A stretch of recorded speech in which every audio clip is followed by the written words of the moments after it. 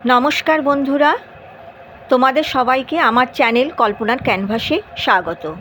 আজ করব নারকেল দিয়ে কচুর শাক। প্রথমে আমি কচুর শাকগুলো কুটে নিচ্ছি।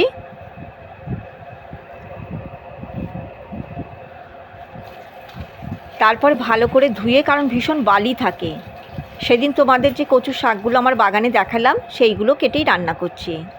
এইবার প্রেশার কুকারে সেদ্ধ করতে দেব।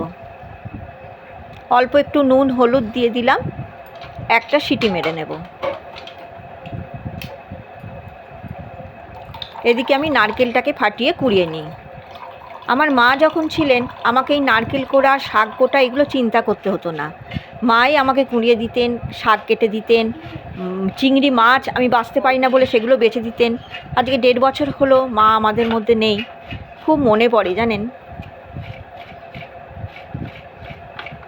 কি করব, চিরকাল তো মা বাবা বেঁচে থাকবে না। কচুর শাক সেদ্ধ হয়ে গেছে। এবার কড়াইয়ে তেল দিয়ে তেজপাতা কাঁচা লঙ্কা দিয়ে আদা বাটা দিয়ে দেবো এবং নারকেলগুলো দিয়ে দেবো, ভালো করে কষিয়ে নেব। এবার ধনে গুঁড়ো জিরে গুঁড়ো দিয়ে দেবো। কচুর শাকটা দিয়ে ভালো করে নাড়াচাড়া করব। অল্প একটু মিষ্টি দিয়ে দেবো, কারণ কচুর শাক একটু মিষ্টি মিষ্টিই ভালো লাগে।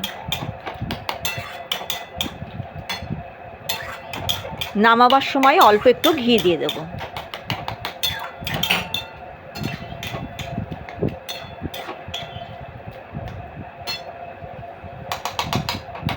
আমার তৈরি হয়ে গেছে কচুর শাক।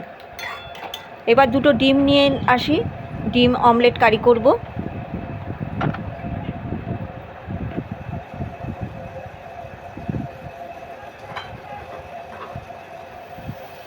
কড়াইয়ে তেল দিয়ে কাঁচা লঙ্কা দিয়ে পেঁয়াজ দিয়ে দেবো।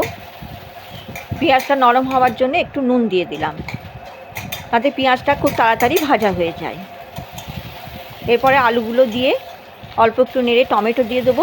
এবার বাটা মশলাগুলো দিয়ে দেবো। আদা বাটা, ধনে জিরে গুঁড়ো, লঙ্কা গুঁড়ো, হলুদ গুঁড়ো দিয়ে ভালো করে কষিয়ে নেব। কষানো হয়ে গেলে জল দিয়ে দেব।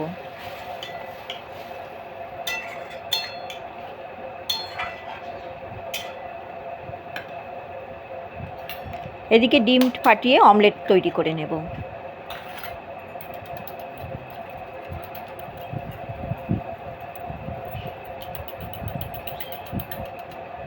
কড়াইয়ে তেল গরম করে দিয়েছি, এবার অমলেটটা করে নেব।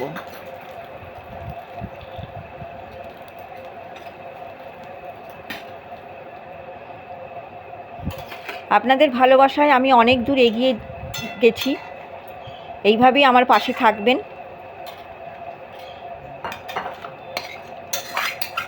আমি কী কী রান্না করেছি চলো তোমাদের দেখাই। ওল ভাতে কচুর শাক, নিরামিষের মধ্যে আলু পটলের তরকারি, মুগের ডাল আর ডিম অমলেট কারি। এই ছিল আজকের আমার রান্না। যদি ভালো লাগে কমেন্ট করে জানাবেন।